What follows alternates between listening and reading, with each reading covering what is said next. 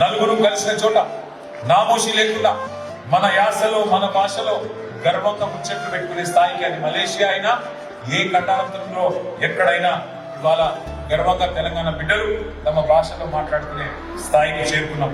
ఒకనాటి విలన్లు కమెడియన్ల భాష ఈరోజు హీరోల భాషగా మారింది.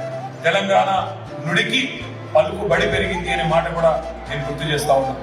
చివరికి ఇప్పుడు ఎట్లా ఉంది పరిస్థితి అంటే, ఎవరైనా శంషాబాద్ విమానాశ్రయంలో దిగి హైదరాబాద్ సిటీలోకి వస్తుంటే ఆకాశాన్ని తాకే సౌదాలను చూసి నమ్మలేకపోతా ఉన్నాం.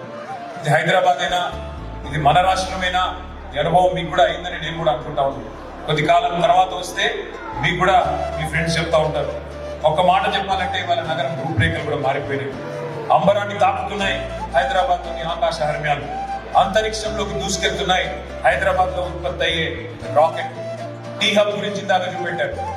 టీ హబ్ నుంచి వచ్చిన ఒక startup Skyroot incubated by T hub today has become a unicorn.